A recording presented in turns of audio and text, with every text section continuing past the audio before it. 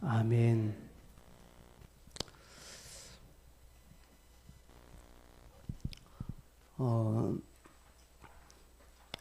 어떤 일이든지 무슨 일이든지 잘 하는 게 중요하지요. 자기에게 준 일을 잘 하는 거, 그죠? 잘 감당하는 거, 또 능숙하게 또 좋은 결과 맺는 것 너무너무 중요합니다. 그래야 합니다.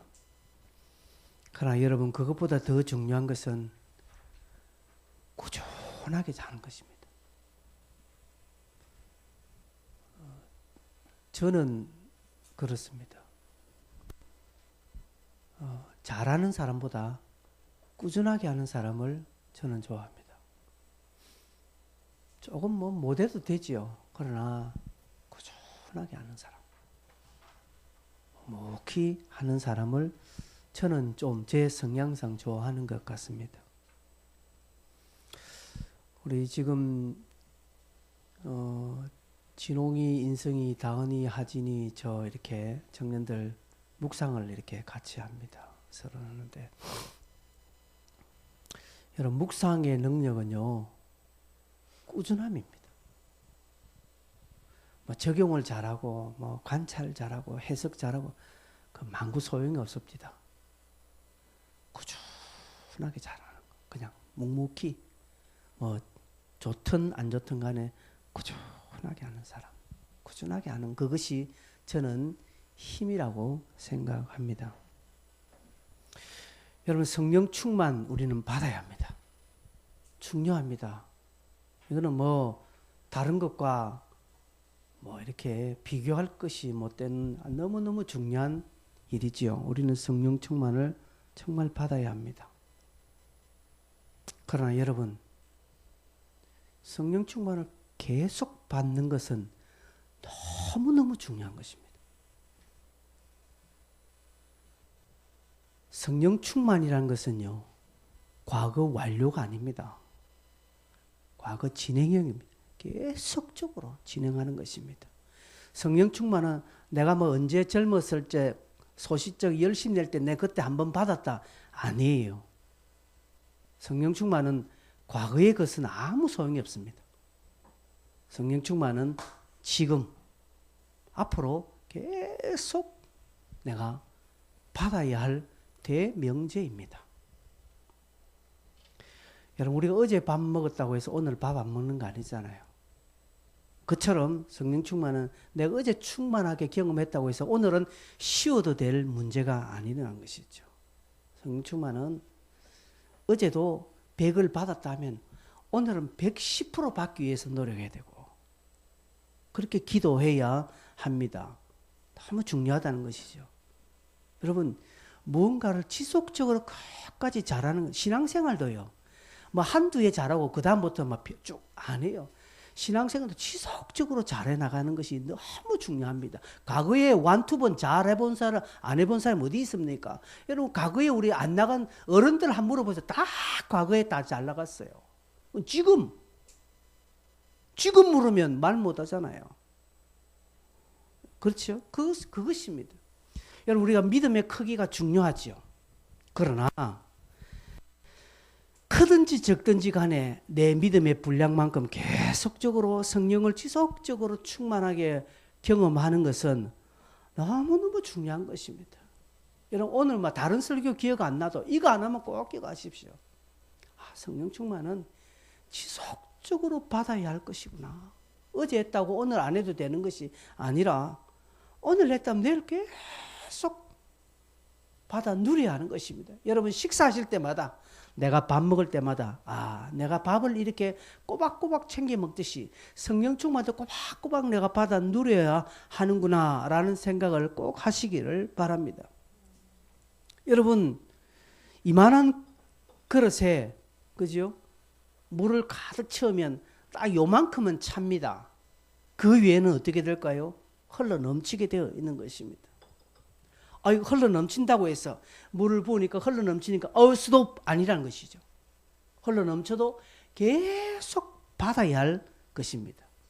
그래서 이 채움과 넘침은 병행해야 할 우리의 영원한 과제이지 채워졌다고 했으니까 아우 어이 이제 좀 스톱가 아니란 것이죠.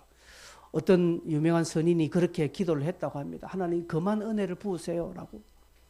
너무 큰 은혜를 받으니까 이제 은혜를 그만 그렇게 했다는 분도 있습니다. 행복한 비명이지요. 여러분 사도행전 2장의 43절부터 47절 지난주 설교를 이 부분은 안 했습니다. 우리가 많이 들었고 앞으로 여러분 또 들을 기회가 어디든지 많이 있습니다.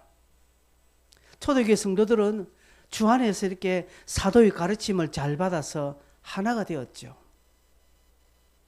그래서 하나됨을 날마다 확인했습니다. 모여서 떡을 떼고 또 공동체 안에 궁핍한 자가 없는지 늘 살펴보고 궁핍한 자가 있으면 제 물건을 팔아서 제 것으로 여기지 않고 막 플로잉 해버렸습니다. 여러분 우리 교회도 플로잉 하는데 이런 플로잉 솔직하게 그냥 아니죠. 플로잉은요 기도하는 겁니다. 교회를 생각하면서 기도하는 거예요. 다음 주 플로잉이니까 합시다 해서 그냥 내가 지난번에 누가 내한테 해줬는데 나도 한번 해줘. 다른 모습이었는 것도 아니고 여러분 이거 그거 품앗이 하는 거 아니에요. 플로잉은요 정말 기도. 우리 교회 하나님 나의 어떤 시간, 나의 어떤 물질, 나의 어떤 섬김과 헌신을 좀 필요로 하는 부분이 어디 있습니까? 기도하는 거예요. 기도하 보니까 플로잉이라는 게 꼭 어떤 봉투에 무슨 물건에 담는 거 아니라는 것이죠.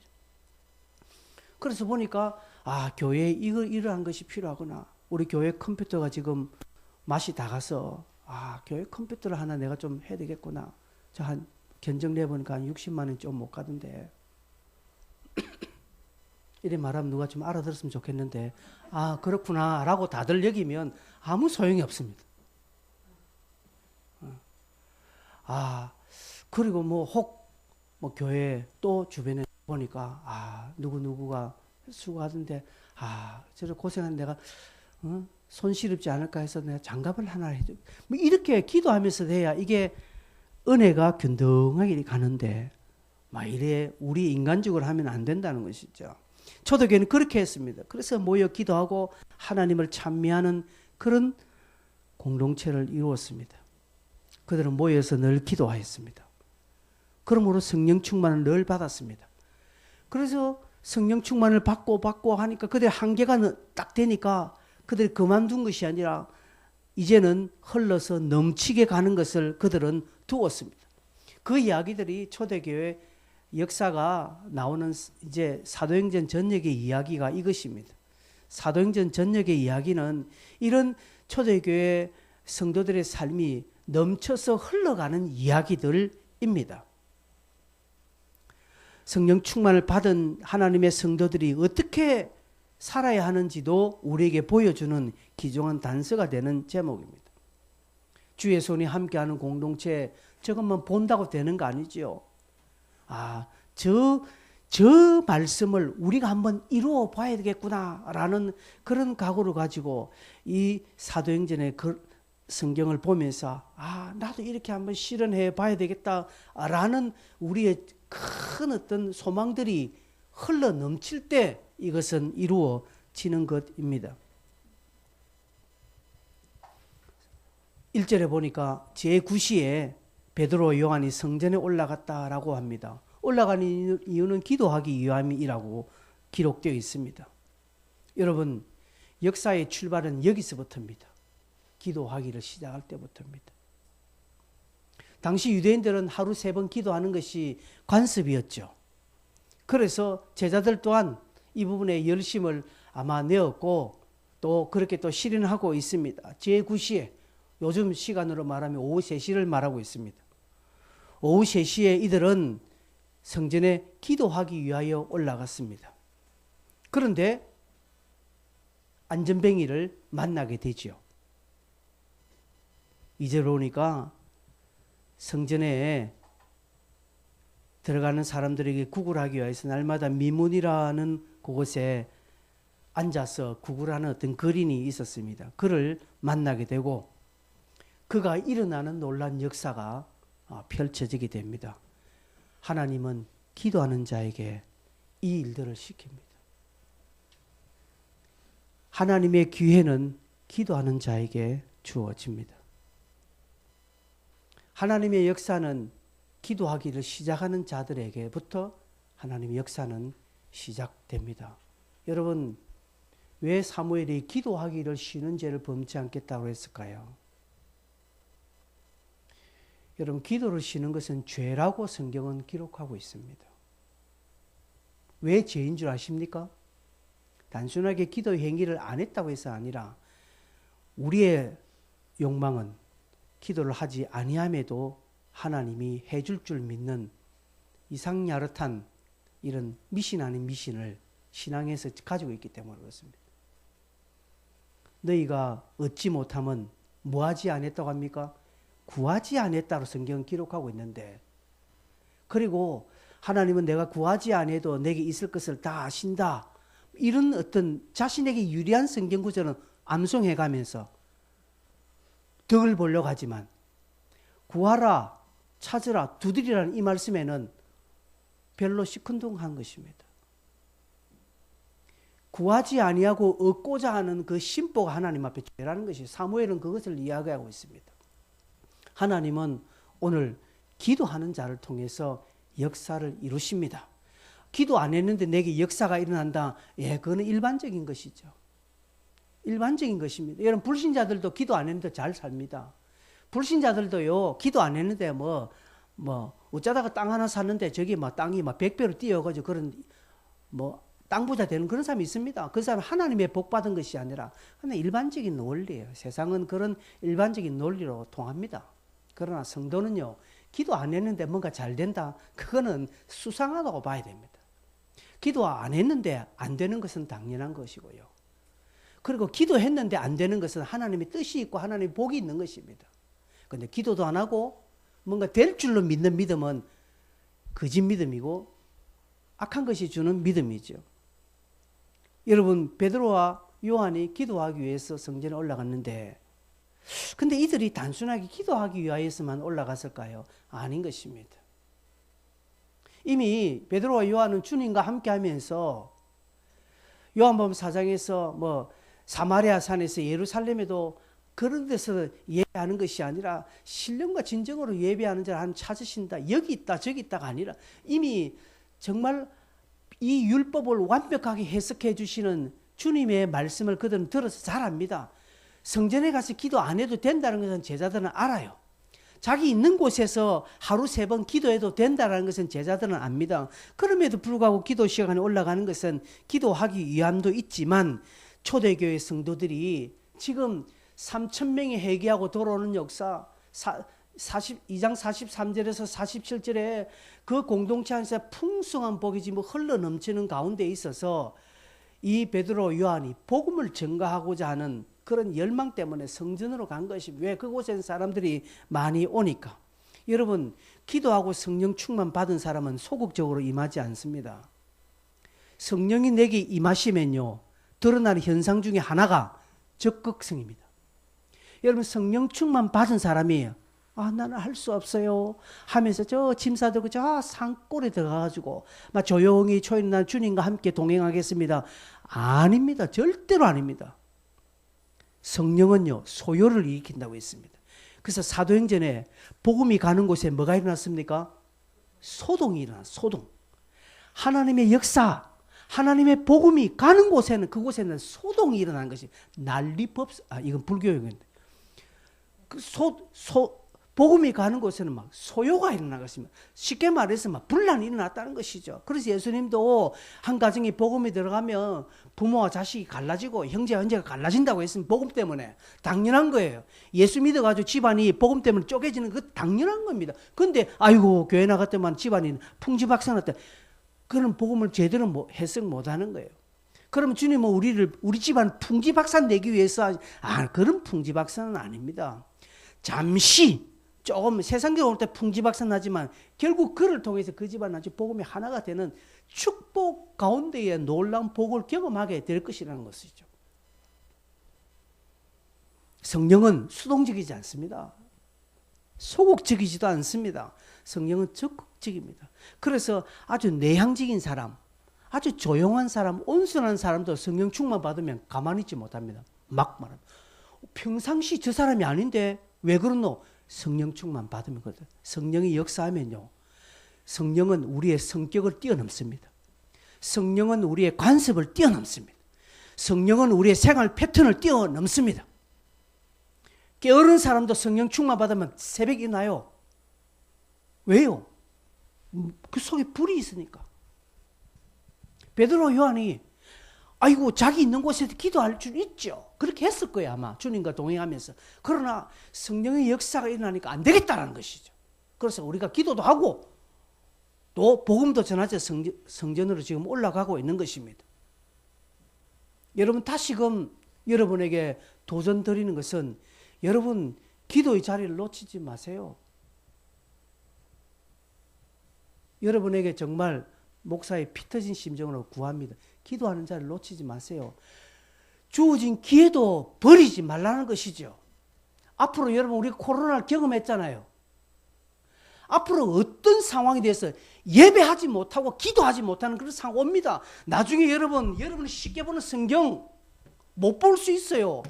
여러분 휴대폰에 성경 있지 않아요. 국가 자체에서 성경 어플을 다 지우고 성경을 못 보게 되는 그런 상황도 안 일어난다는 보장을 누가 합니까? 아니요. 우리는 몰라요.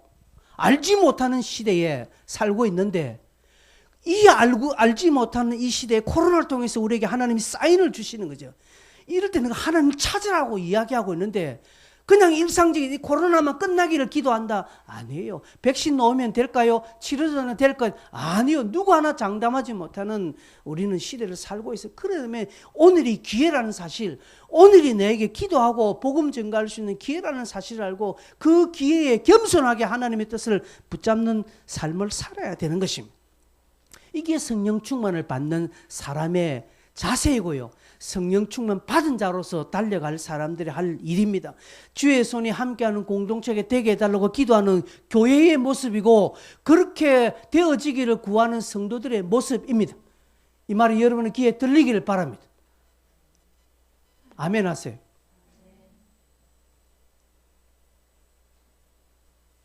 여러분 지난주도 제가 이야기했잖아요.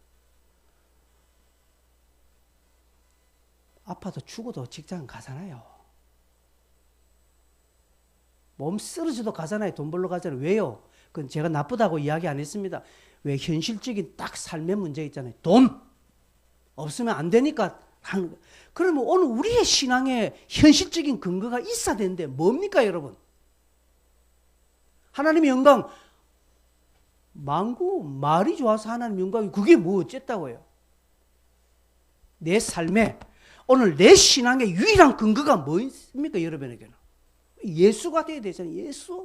예수 아니면 아무것도 아니라는 사실을 기억하고 오늘 예수 때문에 내가 이렇게 한다.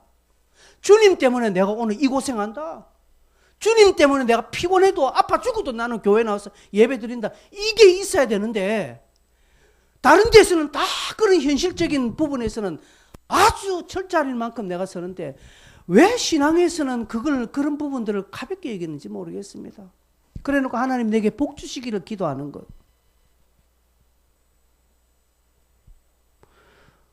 늘 강조하지만 하나님은 인격적인 부분입니다. 하나님을 가까이 하는 자들에게 하나님 가까이 해주시지 하나님을 가까이 하지 않는 자에게 하나님이 의도적으로 가지 않습니다. 구원의 은혜는 복음의 은혜는 모든 자에게 평등하게 주어집니다. 그러나 구원 얻은 자의 삶, 구원 그 이후의 삶은요 철저하게 하나님께로 나아가는 길입니다. 그래서 여러분 삶에 무엇이 안 될 때는요 내가 이래서 안 되고 그렇게 여겨야지 왜 나는 했는데 안 해줘. 아니 하나님이 조목조목 따져들어가면 저와 여러분 할 말 없습니다.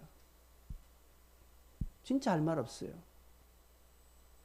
하나님이 조목조목 따져오기 전에 미리 알아서 하나님 앞에 무릎 꿇는 지혜로운 자가 되어야 됩니다. 여러분 두 그릇이 있습니다. 여기 하나 그릇이 있고 여기 또 하나 그릇이 있습니다. 이 그릇에는 물이 넘쳤는데도 계속 물이 부어지고 있습니다. 지금 부어지고 물은 흐르고 있습니다. 근데 여기에 있는 그릇은 물은 가득 찼습니다. 찰랑찰랑합니다. 근데 일주일 내내 그 물 그 상태로 있고 한 달 내내 그 물 그 상태로 있는 물이고 여기는 오늘도 계속 그럽니다. 여러분은 물 마시려면 어느 두 그릇 중에 어느 그릇에 있는 물을 마시겠습니까? 당연히 이것이겠죠. 왜요? 깨끗하기 때문에. 근데 이 물 가득 찼습니다. 그것도 그릇이 금그릇입니다. 금그릇에 물이 가득 찼습니다. 이것도 물 좋아요. 그런데 한 달 내내 그대로 있으면 이미 썩은 물이 안 마십니다. 하나님도 그렇습니다. 정체되어 있는 성도, 기도하지 않는 성도, 말씀 보지 않는 성도 하나님 사용하지 않습니다. 그냥 일반적인 복은 주십니다. 그래서 제가 주보에 글도 오늘 비슷하게 썼습니다. 흘러 넘쳐야 됩니다. 우리는. 그게 성령 충만입니다. 그런 자들에게 하나님의 기회가 주어진다는 사실입니다. 보십시오. 오늘 2절 보니까 남의 새 못 끄게 된 자들을 사람들이 메고 왔다라고 되어 있죠. 여러분, 안전뱅이를 사람들이 메고 오는 것은 우리 복음서를 보면 몇 군데 일어납니다. 그제 중풍병자에 누운 자들이 침상을 들고 지붕을 뜯어서 내는 친구도 있잖아요. 이것은 특별한 거예요. 당시 유대인들은요, 이런 선한 일, 이런 덕스러운 일, 어려운 자를 돕는 일을 아주 귀하게 생각하고 바리새인들의 열심, 유대인들의 열심은 이것을 하게 되어 있습니다. 약한 자를 돕는 것은 그들이 하나님 앞에 큰 상급받는 기회로 여겼기 때문에 이들은 자기의 공덕을 위해서는 이런 일을 합니다. 신앙적인 일하고는 달라요. 안전뱅이 입장에서는 많은 사람들이 왕래하는 성전 그 미문 앞이 딱 구걸하기 좋은 장소죠. 그죠? 그곳에 가 있는 이유는 구걸하기 위험이라고 5절에 소개하고 있습니다. 베드로와 요한이 보니까 이 사람이 내게 뭐 한두 푼 줄 것인가 라고 하면서 보았다라고 했죠. 4절 보니까 베드로와 요한이 그를 더불어 주목하여 본다라고 또한 되어 있습니다. 여러분, 베드로 요한이 이 안전뱅이를 처음 보았겠습니까? 저는 한번 이거 생각해 봅니다. 베드로 요한이 이 안전뱅이 처음 보았기 때문에 그동안 없던 사람인데 오늘 새롭게 왔네? 이랬을까요? 저는 아니라고 봅니다. 베드로 요한이 성전을 남에서 처음 가는 사람도 아니고 이 안전뱅이도 그동안 다른 지역에 있다가 오늘은 이 성전에 가서 한번 좀 어떻게 해볼까 하라고 해서 우연히 이들이 서로 만난 걸까요? 저는 그렇게 안 봅니다. 아마 좀 이 안전뱅이는 몰라도 베드로 요한은 아마 지나가면서 안전뱅이를 꼭 이 사람이었는지 모르겠습니다. 오늘 본문에 나온 이 사람인지 모르겠으나 안전뱅이를 보았을 거예요. 왜? 당시 성전 미문 쪽에서는요, 구걸하는 사람들이 많았습니다. 우리 또 보면 베데스다 연못 가는 그죠? 거기는 그 실로암 못에는 많은 병자들이 모여 있다고 했거든요. 여러분, 약한 자 병자들은 어디에서 무엇을 얻을까 하라는 그 정보를 다 가지고 있기 때문에 안전뱅이가 구걸하는 데는 최적의 장소는 성전 미문 앞이기 때문에 이곳에 수많은 거린들, 거지들, 동양한 사람이 많았을 것입니다. 그런데 오늘 이때 베드로 요한이 그를 유심히 보기 시작했다는 것이죠. 여러분, 왜 이때 보았을까요? 아니, 왜 이때 보였을까요? 전에도 보았을 건데 오늘 이 타이밍에 베드로 요한의 눈에 이 사람이 보여졌다는 것이죠. 여러분, 평상시에 안 보이다가 어느 순간 눈에 탁 보이는 것은요, 눈여겨봐야 될 귀중한 사인입니다. 저는 이것을 하나님의 역사의 전조현상이라고 봅니다. 어느 순간에 안 보였는데, 어느 순간에 그게 눈에 안 띄었는데, 어느 순간에 마음이 안 간대. 전혀 그동안 안 갔는데 어느 특별한 시간에 탁 이상한 게 눈에 탁 들어온다든지 뭔가 하나가 탁 내 마음에 지난번에 꽂힌 때 뭔가 탁 꽂히는 것은 하나님의 어떤 뜻의 전조현상입니다. 그러면 그것을 여러분 무시하지 마십시오. 그것에 대해서 물으십시오. 어느 순간에 왜 계속 이 성경 구절이 자꾸 내게 들리지? 이상하게 이번 주일날도 목사님이 그 설교했는데 극동방송 유난히 차에서 극동방송 설교했는데 또 그 본문이 나오고, 그리고 내가 성경을 보는데도 또 그 본문이 보고, 어디 또 다른 책을 봤는데 또 그 본문이 나오면, 지금 한 서너 번 자꾸 딱 보이면 이게 하나님의 어떤 뜻의 전조현상이다라고 자기가 딱 마음을 넓게 먹고, 하나님 이게 무엇입니까? 내가 뭘 해야 됩니까? 하나님 내게 무엇을 요구하시면 이렇게 집요하게 하나님 앞에 나가야 되는데, 이게 별일이네. 요새 왜 이거지? 아이고 내가 뭐 쉬었나 하고 사단을 물러가라 이래버리면 끝장나는 인생이 되는 거예요. 여러분, 기도하는 자에게는 그동안 안 보였던 게 보이게 됩니다. 기도하는 자에게는 그동안 안 들렸던 게 들리게 됩니다. 여러분, 한 주 내내 기도하시고 설교 한번 들어보십시오. 한 주 내내 설교자를 위해서를 한번 기도하시고 그 다음 설교 한번 들어보십시오. 달라 들릴걸요? 여러분, 한 주 내내 설교를 위해서 얼마큼이나 기도하십니까? 기도 안 하시죠? 기도하시면 달리 들립니다. 기도 안 하면요, 말을 왜 저래 못하지? 왜 했던 말 또 하고 또 저렇지? 이런 소리가, 이런 마음이 오는데, 기도하고 들으면요, 그게 틀린 것도 구수하게 들리고 그것도 맞게 들리는 거예요. 은혜롭게 들리는 것입니다. 여러분, 그동안 늘 보였지만 새롭게 보이고 마음이 가는 것은 성령의 어떤 지시고 하나님의 응답이 일어나는 사전 징조라고 저는 말씀드리고 싶습니다. 그런 자에게, 그렇게 기도하는 자에게 결국은 응답이 일어납니다. 하나님께서 할 일을 지시하기 때문에 그렇습니다. 그래서 보이도록 하시고 들리도록 하십니다. 기도하지 않으면 없습니다. 혹 기도하지 아니하였는데 혹 보였다 할지라도 그것은 지극히 인간적으로 그냥 해결할 뿐이지 하나님 뜻 가운데로 가지 않습니다. 여러분, 일상적인 일들이 우리 앞에 늘 스쳐갑니다. 그러나 기도하는 자에게는 어떨 땐 특별하게 보이고 또한 은혜로 보이고 또 하나님의 일이 그 속에 보이게 됩니다. 교회 안에서도 마찬가지, 직장도 마찬가지입니다. 개인도 마찬가지입니다.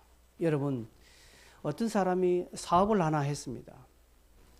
사업을 딱 하나 하면서 초미의 관심을 가지기 때문에, 그 사업을 하기 때문에 그것에 대한 지금 온 집중을 하고 있기 때문에 그동안 안 보였던, 주변에 안 보이기 때문에 막 보이기 시작합니다. 왜? 그 일 때문에. 그렇잖아요. 여러분, 그런 경험하지 않습니까? 그죠? 제가 이 설교를 2주 전에 하면서 했지 않습니까? 여러분, 저는 어디 다른 지방이나 다른 데 가면 뭐가 보인다고 했습니까? 교회가 보입니다, 저는. 목사는 어디 가면 늘 교회당을 봅니다. 저 교회, 이 교회 합니다. 여러분, 카페를 운영하시는 다른 집 가면 어디, 뭐가 보입니까? 다 카페만 보입니다. 그래서, 근데 가서 뭐 좋은 거 있으면 사진 찍어서 나도 이래봐야지. 예, 그렇게 보이는 겁니다. 여러분, 기도하는 자에게는, 어떤 특별한 기도하는 자에게는 하나님은 그걸 보이게 해주시는 것입니다. 그것을 통해서 하나님이 응답을 주시기 위하여서 그렇게 하신다는 것이죠. 베드로, 요한이 그렇게 보았습니다. 그동안 늘 보았던 안전뱅이지만 그들이 기도하고 성령의 충만이 날마다 흘러 넘치고 가니까 성령께서 그들로 하여금 적극적이고 아주 긍정적인 일들을 하려고 하니까 그동안 안 보였던 것이 딱 보이게 되고요. 그 보였던 일을 통하여서 하나님 역사가 일어나게 되어 있는 것입니다. 여러분, 간혹 여러분 눈에 안 보였던 것이 보이거나 안 들렸던 것이 확 들릴 때는 반드시 하나님께 물으십시오. 뭔가 그곳에는 하나님의 인도가 있다라고. 그래서 베드로와 요한이 그를 더불어 주목하여 이르되라고 합니다. 4절에 보니까 주목하여 보았다라고 말합니다. 그래서 베드로가 말하지요. 은과 금은 내게 없거니와 내게 있는 것을 주노니 나사렛 예수 그리스도 이름으로 일어나 걸으라고 합니다. 그래서 이 안전뱅이가 일어나게 됩니다. 베드로, 요한이 함께한 사역이죠. 베드로가 이 말 했다고 해서 베드로 단독 사역이 아닙니다. 함께 한 것입니다. 여러분, 우리 교회는 함께 하는 것이죠. 교회는 누구 하나 특별하게 해서 하는 것 아닙니다. 우리는 함께 하는 것입니다. 그래서 교회의 동력의 현장에 함께 하셔야 합니다. 중요한 것입니다. 여러분, 나중에 정말 주님 앞에서 승리의 깃발을 흔들 때에 그 승리의 깃발을 함께 흔들 수 있는 자가 되어야 되지. 함께 흔들지 못하고요, 옆에서 멀끄러미 바라보고 있는 자가 되어서는 안 되는 것입니다. 그러기 위해서는 여러분이 기도하는 삶을 사셔야 합니다. 그리고 하나님께서 뭔가 사인을 줄 때는 즉각적으로 순종하세요. 하나님이 여러분에게 말씀하실 때는요, 이유가 있기 때문에 순종하십시오. 그런데 알면서도 우리 안 하잖아요. 여러분, 지난주 제가 사도행전 2장을 하면서 이들은 사도의 가르침을 받았다. 여러분에게 제가 옆구리질을 한번 절 한번 받아보겠습니다. 목사의 가르침을 잘 받으세요, 여러분. 여러분, 제가 여러분의 신앙생활이 망하도록, 여러분의 삶이 쫄딱 망하도록 인도하는 사람이 아니라는 것을 여러분이 인간적으로라도 여러분 인정하신다면 제가 한두 마디 건면한 것을 받으십시오. 사도행전의 초창기의 역사가 사도의 가르침을 통해서 그렇게 난 것입니다. 그래서 이 가르침 속에서 우리가 함께 이룰 때 우리 모두가 함께 한 것입니다. 제가 잘 가르쳐서 된 것 아닙니다. 저도 하나님께서 주셨으니까 하는 것이죠. 우리는 이런 은혜의 현장, 함께하는 동력의 현장에 늘 같이 있어야 합니다. 이게 뭐 물리적으로 꼭 함께 있으라는 그런 거 아닙니다. 항상 마음을 같이 하고요. 항상 그분의 같은 말, 같은 마음, 같은 뜻으로 늘 함께 해야 합니다. 목사는 이쪽으로 이야기하는데 여러분은 이쪽으로 말하면 안 된다는 것이죠. 이런 것을 우리가 전문 용어로 콩가루 집안이라죠.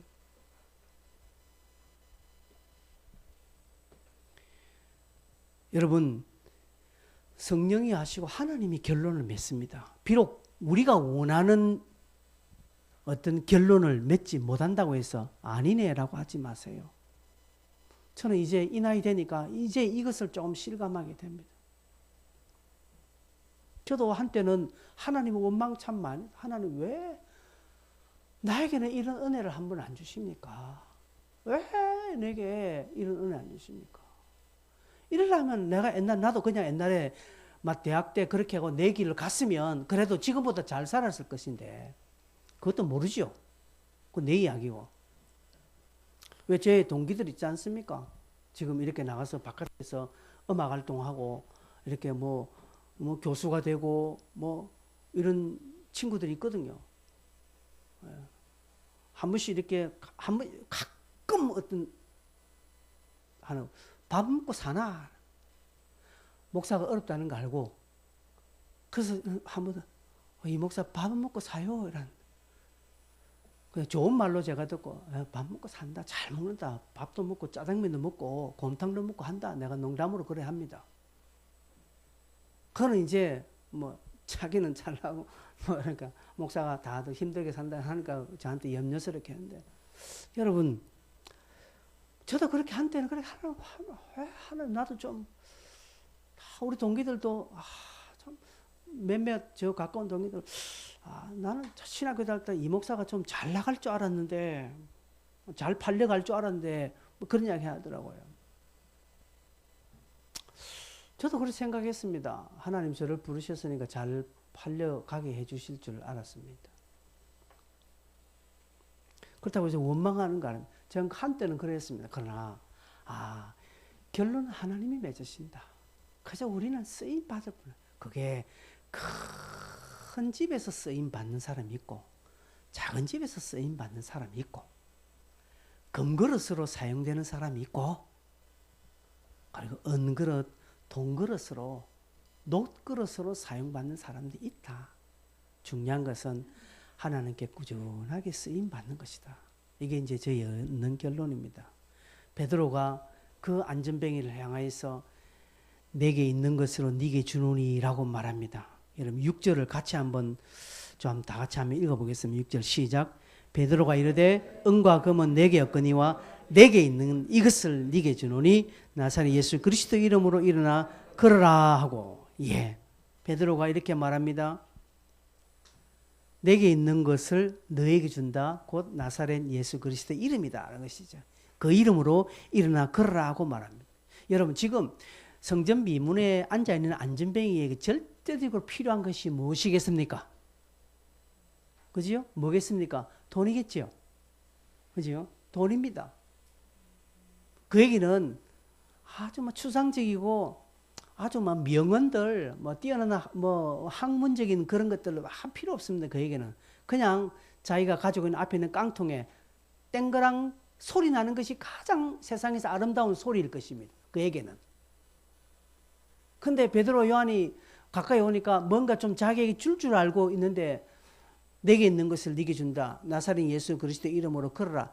이게 여러분 이 사람에게는 전혀 뜬구름 잡는 이야기고 아무 관계없는 것이고 그저 실망스러운 한마디일 뿐입니다. 그냥 가라 이렇게 했지 않았을까요? 금과 은은 내게 없다. 없는데 왜 왔어? 이것이지 않습니까? 근데 금과 은은 없지만 베드로가 가지고 있는 그의 짧은 3년 반의 어떤 삶, 그동안 예수님께서 부활하시고 성천하시면서 성령 충만 받는 이 과정에서 경험한 예수 그리스도, 최고의 보물 예수 그리스도가 그에게 있으니 그는 이 최고의 보물을 그 안전뱅이에게 주기를 원하는 것입니다. 지금 안전뱅이는 금은 보화가 가장 큰 보물입니다. 그에게는 자기 깡통에 동전이 가득 차는 것이 그에게는 가장 큰 축복이요 가장 소망하는 것이 이루어지는 응답입니다. 그런데 이 안전뱅이가 가장 원하는 금은 보화, 깡통에 가득 차는 동전을 베드로와 요한은 없다.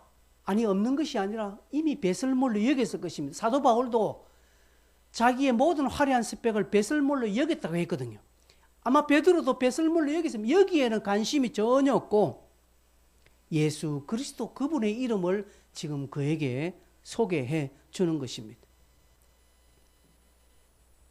여러분 오늘날 많은 우리 성도들은요, 저도 마찬가지입니다.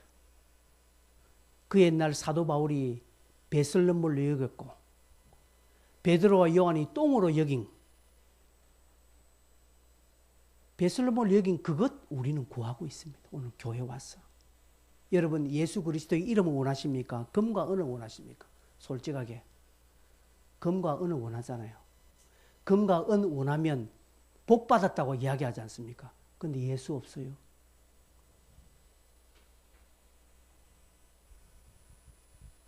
여러분 베드로와 요한처럼 예수 그리스도를 가장 큰 보화로 가장 큰 보물로 여기는 믿음을 여러분 가지셔야 합니다. 교회 와서 이 안전뱅이처럼 여러분의 지갑에 땡그랑 소리 나는 그 소리 들으려고 교회당 오지 마세요. 뭔가 내게 하나 주나, 하나님이 뭔가 내게 좀 세상의 복을 주나 안 주나 테스트하기 위해서도 교회당 오지 마시고요. 예수의 이름을 더 여러분 경험하기 위해서 오시고 여러분의 믿음의 크기에 성령 충만 계속 흘러 넘치는 것을 경험하기 위해서 주의 이름 부르시고 성경 읽고 기도하고 교회당 오시기를 바랍니다. 그 이름에 능력이 있습니다. 아멘이십니까? 예수 그리스도의 이름에 권세가 있습니다. 그 이름에 치유가 있고 회복이 있고 그 이름에 놀라운 하나님의 영광이 숨어져 있습니다. 그래서 그 이름을 외치는 자를 이길 수 없습니다. 그 이름을 부르십시오. 오늘 성찬식 할 때도 그 이름을 부르십시오. 예수, 예수, 예수. 내 평생 내 호흡 끊어지는 날까지 다 불러도 부족한 이름 예수 그리스도 그 이름. 그 이름을 붙잡으시기를 바랍니다. 금과 은은 우리에게 없습니다. 이미 없었고요. 앞으로 있을 확률이 없어요. 내가 보니까.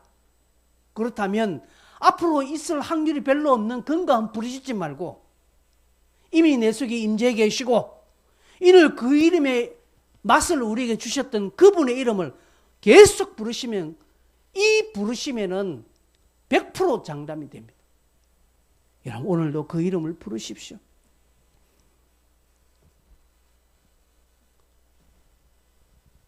여러분 우리의 조금 막 알량한 어떤 것들 좀 체험 받으려고 하지 마시길 바랍니다. 좀 내 것을 좀 부인하고 주님의 것이 내 안에 채워지도록 여러분 그것 한번 구하시길 바랍니다.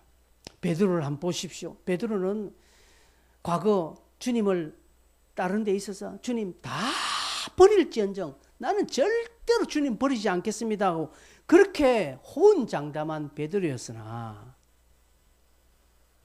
보기 좋게 그는 도망가 버렸고, 그리고 아주 조그만 계집아이가 이 사람도 예수와 함께 다니는데 할 때 막 그 소리 듣고 화들짝 놀래가지고 막 예수를 저주하면서 모른다고 도망간 베드로가 되어버렸지 않습니까? 베드로는 전과가 있는 인물입니다. 신앙의 실패의 전과를 가지고 있는 인물이라 금과 은도 소용이 없다는 것을 깨달았습니다. 금이 내 믿음을 지켜주는 것도 아니고 은이 내 믿음을 지켜주는 것도 아니라는 것이죠. 내 믿음을 지켜주는 것은 예수 그리스도 그 이름밖에 없다는 것이죠.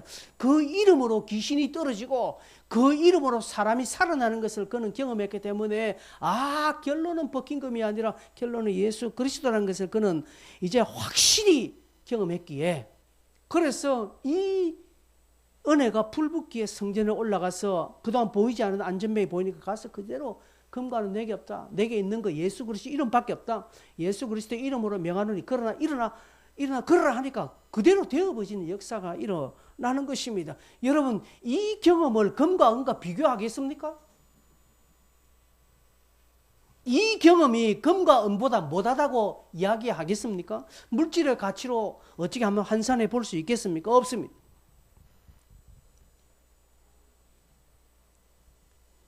베드로는 이 예수를 소유하고 요한도 이 예수를 소유하고 끝까지 믿음의 삶을 견지하며 간 인물들입니다. 성도 여러분, 금은 보화 우리 삶에서 참 중요하고 필요합니다. 있으면 좋은 겁니다. 그러나 그것이 여러분의 목표가 되지 말기를 바랍니다. 금은 보화 포기하면요, 하늘의 금은 보화가 우리에게 주어집니다. 하늘의 금은 보화입니다. 세상의 야심, 장래, 개인의 꿈, 여러분 중요합니다. 그러나 이것 싹 주님 앞에 싹 걷어내면 하늘의 야심, 하늘의 꿈, 하늘의 장래, 하늘의 열망이 여러분에게 부어지면 물질적으로 환산할 수 없는 경험, 복을 살아가고 있다는 것이죠. 오늘도 인공호흡기를 꽂고 중환자실에 누워있어 인공호흡기만 탁 빼면 숨 넘어가는 그 사람에게 내가 네게 1억을 준다 한들, 그에게 10억을 준다 한들 그에게 무슨 소망이 있습니까? 그에게 필요한 것은 인공호흡기를 떼도 자생적으로 호흡할 수 있는 건강이 가장 그에게 큰 것입니다. 그렇지 않습니까, 여러분? 지금 우리에게도 그런 거예요.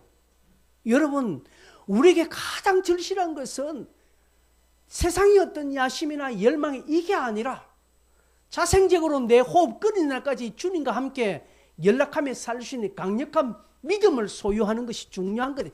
이 믿음이 주어지면요, 중환자실에서 죽어가는 사람이 건강을 회복하고 점점 건강을 회복해서 일상에 회복하고, 그리고 그 사람의 경제활동에서 돈 버는 이런 삶으로 나아가는 것처럼 오늘 내 믿음이 주의 야심, 주의 열망으로 가득 참으로 말미암아서 지금은 금은 뭐가 없지만 그러나 주님과 연락함으로 내가 주와 동행하고 내 주 예수 모신 것이 그 어디나 하늘나라라는 것을 찬송하면서 가면 그 믿음의 삶을 이 땅에 살면 하나님께서 필요하실 때 그에게 금도 주시고 필요하실 때마다 그에게 은도 주시고 필요할 때마다 세상의 성공도 주시고 세상의 금, 은, 세상의 성공 주어질 때마다 다 하나님께서 하셨나라고 하면서 오히려 하나님께 영광 돌리고 이것을 또 뒤로 부인하면서 주의 영광을 위해서 또 걸어가면 하나님이 네가 이것을 주었는데도 나를 위하여 살구나 하면서 하나님 더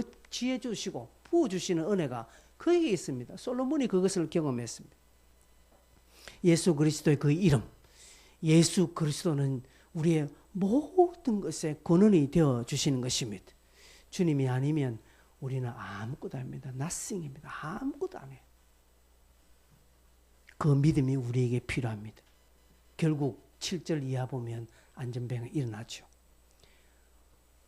걷고 뛰게 되는 것이고 하나님을 찬미하게 됩니다. 주변의 사람들이 다 놀라게 되는 것입니다. 예수의 중심으로 삶을 살면 여러분 내 주변에 이런 일들이 일어나요.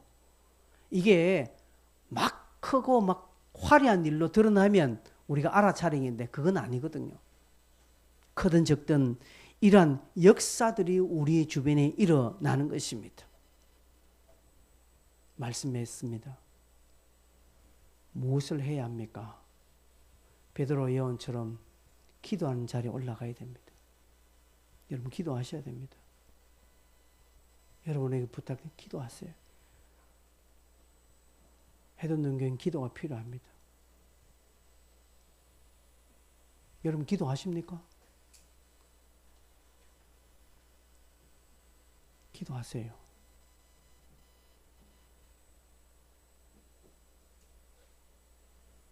여러분 기도하면 목사가 힘이 납니다.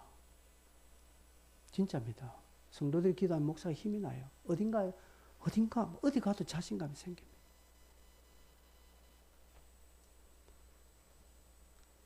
여러분 예수 그리스도의 이름을 소유하십시오. 그 이름 외에는 아무것도 없다는 것을 여러분이 미리 고백하시고 그 이름의 권세, 그 이름의 능력, 그 이름에 놀라운 회복이 있다는 것을 믿으시고 그 이름을 부르짖기를 바랍니다. 예수의 이름으로 안전병이 일어났습니다. 같이 한번 우리가 이 찬송 한번 불러보겠습니다. 예수의 이름으로 나는 일어나리라.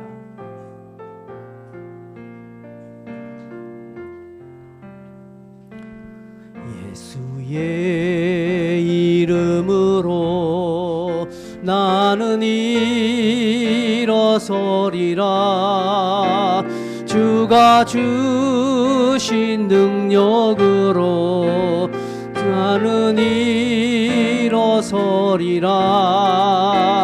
원수가 날 향해 와도 쓰러지지 않으리.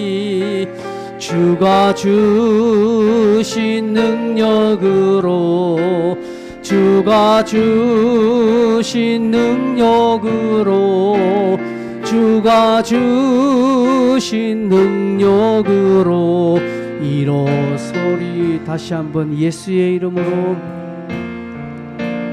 예수의 이름으로 나는 일어서 주가 주신 능력으로 나는 일어서리라. 원수가 날 향해 와도 쓰러지지 않으리. 주가 주신 능력으로 주가 주신 능력으로 주가 주신 능력으로 일어서리. 같이 한번 기도할까요? 우리가 기도하고 이제 성찬식을 할 건데요, 여러분 이 시간에 성찬을 하기 전에 기도하십시오. 예수 그리스도의 이름에 능력이 있음을 여러분이 고백하십시오. 안전뱅이처럼 오늘 교회 와서 금은 보화를 얻을까 그것만 생각하고 있지 않습니까? 그건 복일 수가 없습니다. 그건 복은 아닙니다. 그건 중요한 수단이죠. 복은 아닙니다. 복은 예수 그리스도입니다. 예수 그리스도의 이름을 여러분이 소유하면 하나님이 여러분을 아셔서 물질필요한 물질을 주십니다. 근데 여러분이 물질로 하나님이 시험하니까 안 되는 거예요. 예수의 이름을 부르시기를 바랍니다. 기도하십시오. 기도할 힘 달라고, 기도할 열심 달라고 기도하십시오. 기도의 은혜를 달라고, 기도의 능력을 달라고 기도하십시오. 그래야 사는 것입니다. 두 가지를 두고 또한 오늘 설교를 들으시면서 여러분에게 나름대로 도전이 되고 두드리는 것 있다면 그거 붙잡고 여러분 간절하게 한 1분 정도 통성으로 한번 기도하겠습니다. 주여